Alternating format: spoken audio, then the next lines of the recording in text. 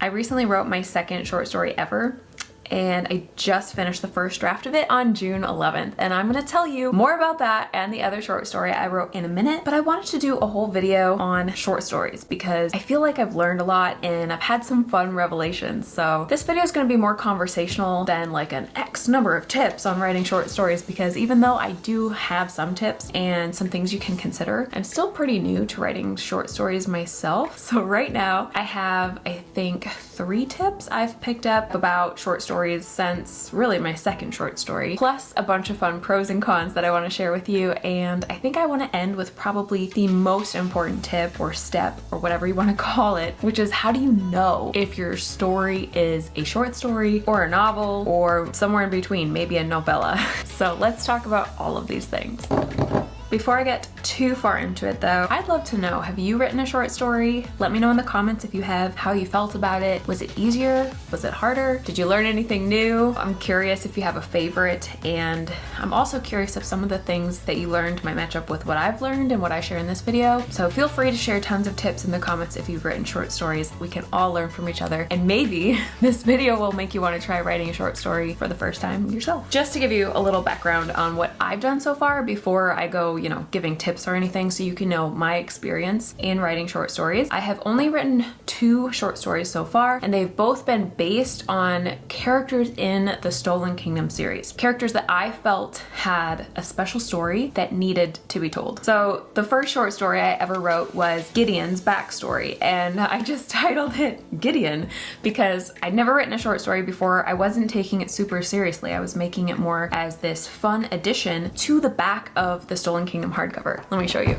Where is it? Right here you can see the page where I included all the fun exclusives specifically for the hardcover. And on the next page, you can see Gideon's story right here. So since it's included in the back of book 1, I put 1 year ago because it's technically jumping back in time to the exact moment where book 2 starts, because book 2 also jumps back a year ago. And it is about 14, right? I think 14 pages. And then I have other, bonus content like frequently asked questions and character art.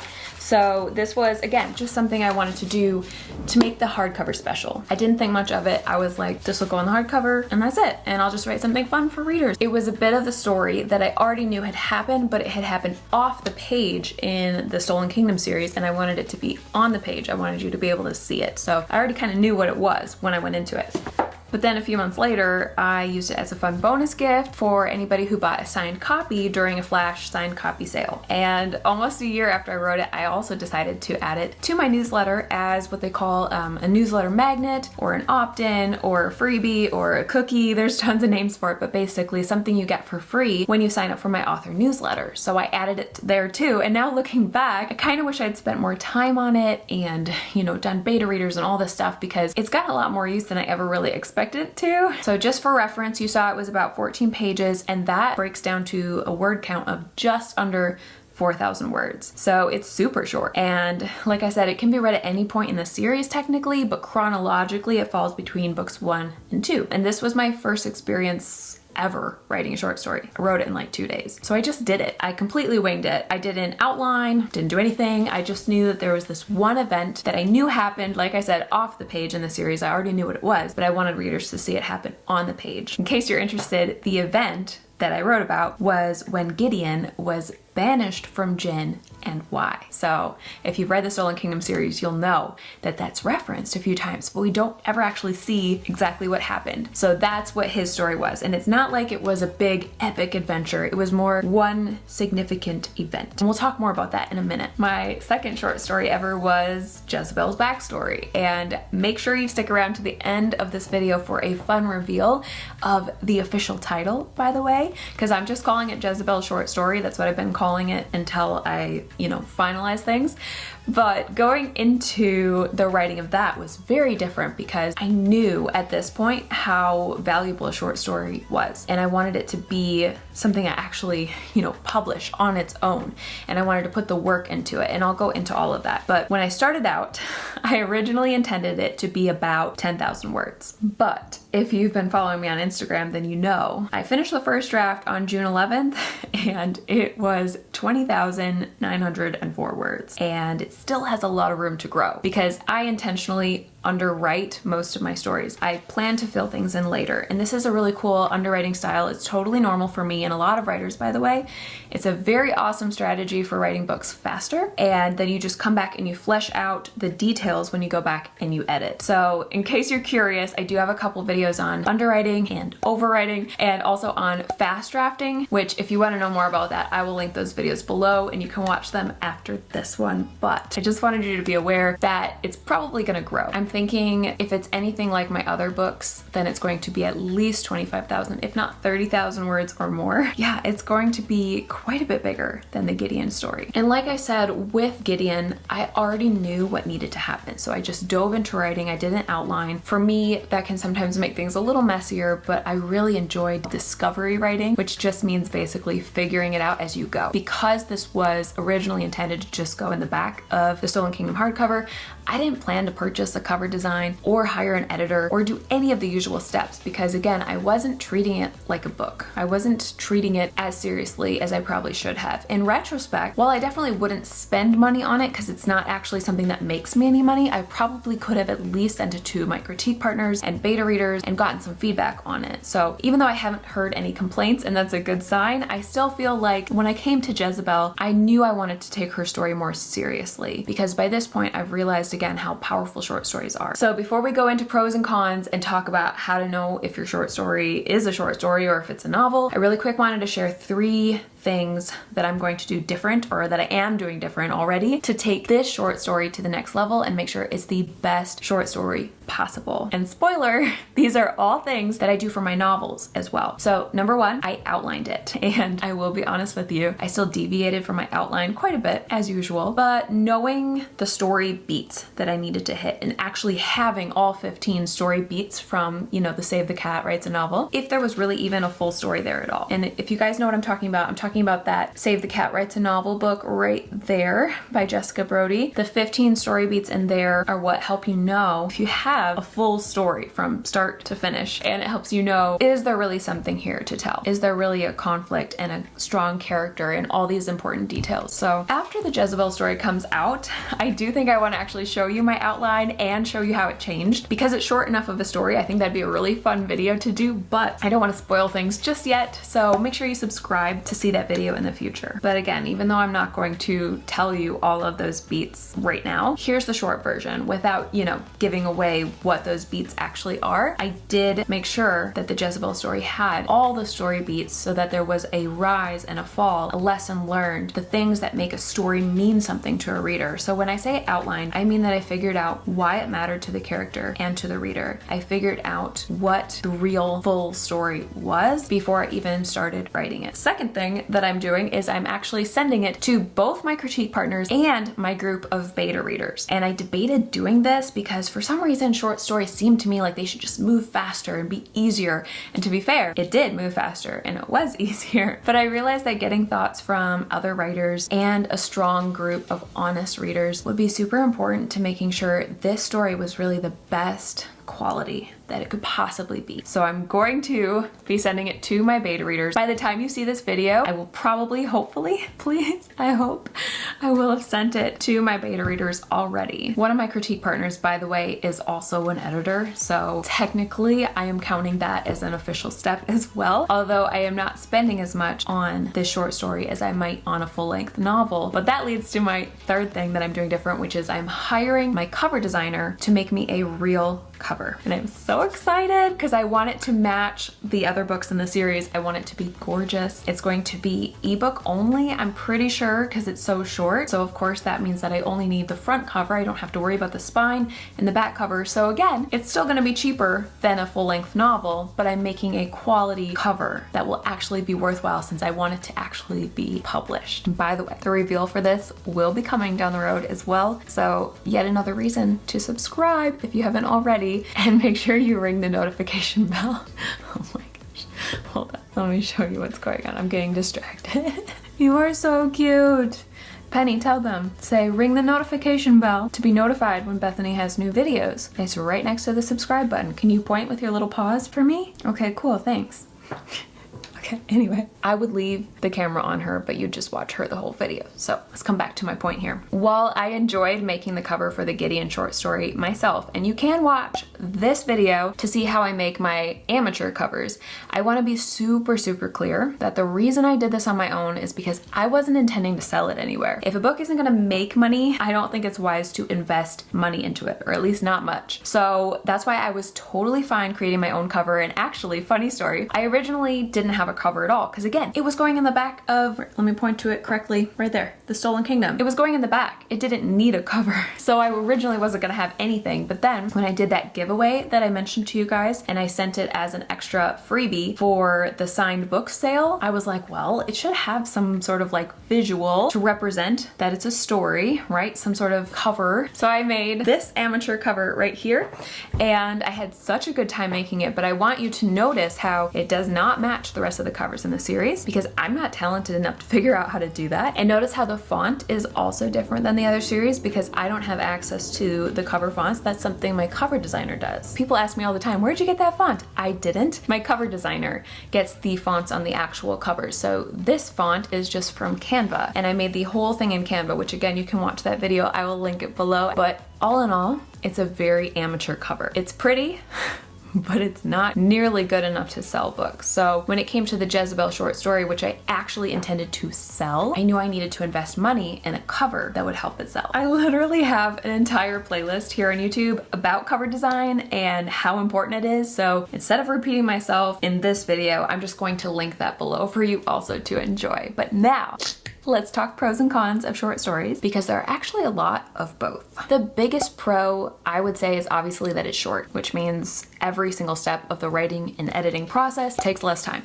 It's just easier because you can get through it about 2 to 5 times as fast as through a regular sized novel, or maybe even like 10 times as fast, depending on what the word count differences are. Not only does this make it easier for you, the writer, but also for your betas, your critique partners, for your editor. And speaking of editors, makes it cheaper for you when you're paying an editor too. Plus, it's also cheaper if you decide to print it, or if you have delivery fees for an ebook even. And again, if you don't even bother to do a print copy because it's so short, that saves you money on the cover. So all around, it is a huge cost saver as well. The downside though is that while a reader might love the story, I think most readers are definitely more used to novel lengths and more excited about that. So not only do you have to be super clear that this is a short story, but it can be a little harder to market short stories as well. And I think that's maybe just because the reader isn't sure if they're getting a full, real, raw, emotional journey still. You know, they might not see it as the full scope, like a real story, basically. Or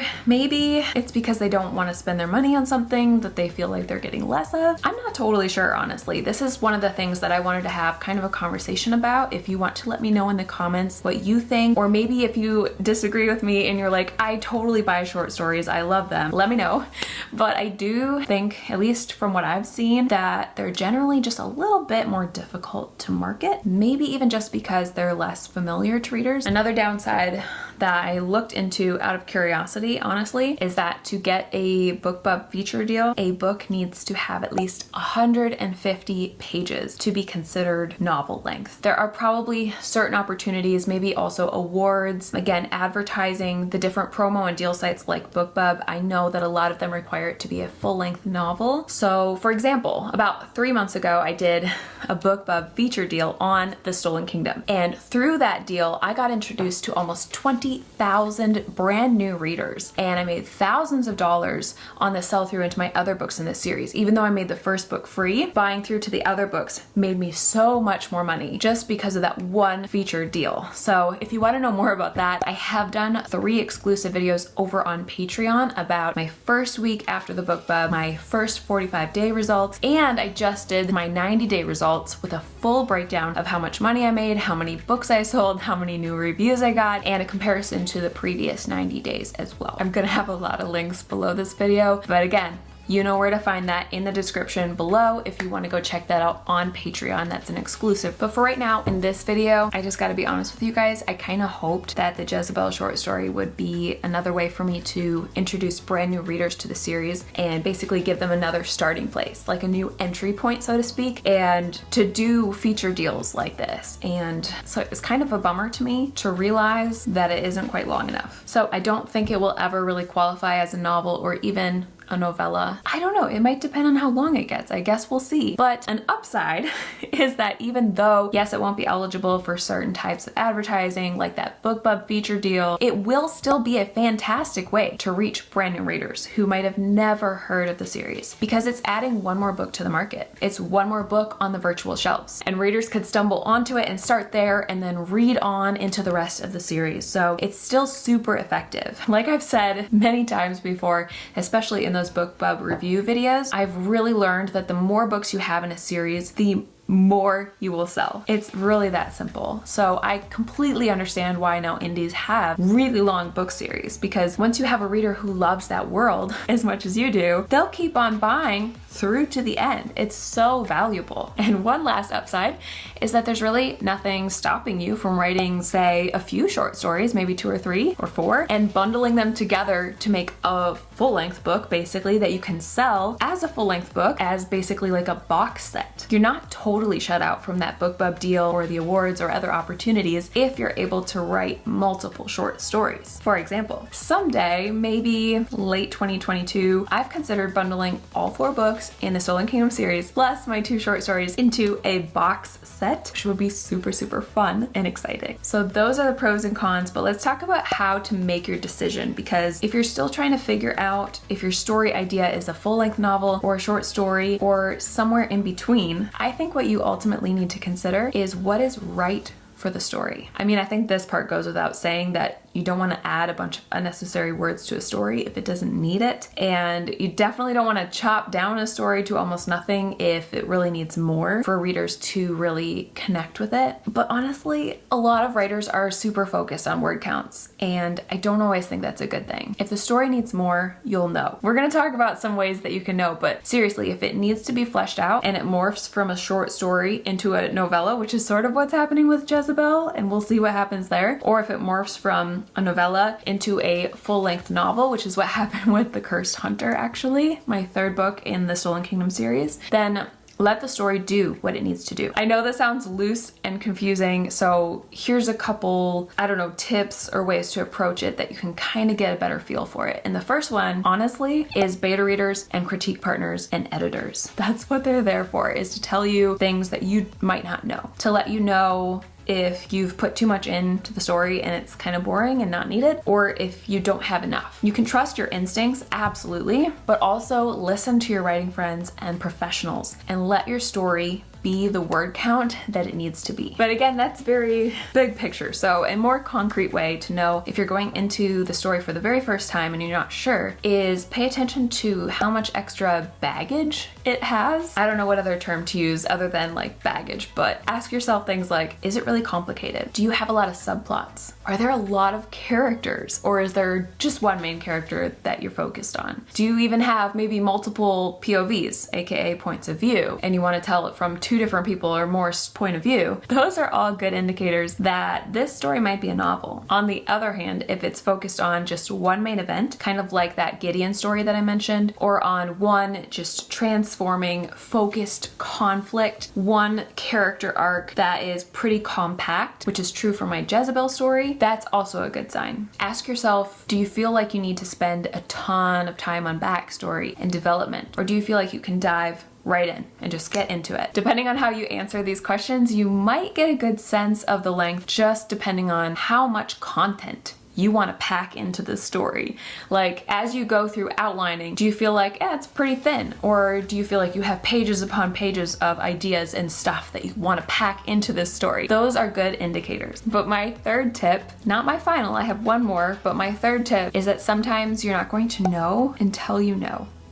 Just write that first draft as your discovery draft. And my 4th and final tip, which kind of helped me. It helped me know that actually I'm going to need to add more to the beginning, especially because my pacing was a little off, but that is to pay attention to where you are in the story beats. Again, referencing the Save the Cat Writes a Novel book. If you feel like you are rushing through those beats, you know, you've got your setup done and you're already in the catalyst and debate just in the first few pages, you might very well be writing a short story. But if you are, say, 30 pages in or more and you feel like you're just kind of getting to that beat, that's probably a good sign that you're writing a novel. So paying attention to that pacing can also be a good indicator. Although I have to say, with a little caveat, is that how you say that? Caveat? I don't know. Extra side note.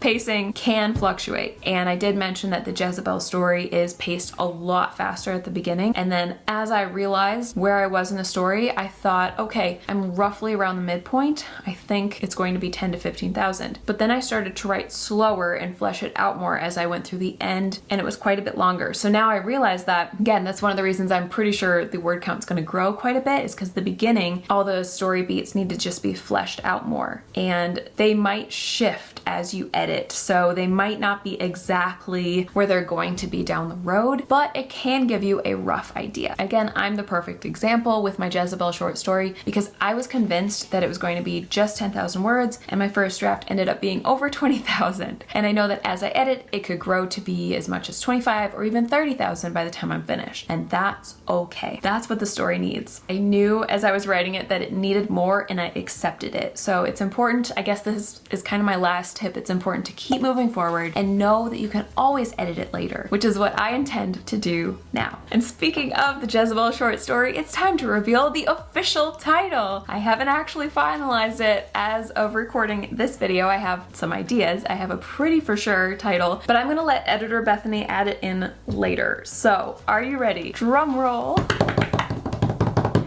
Here it is.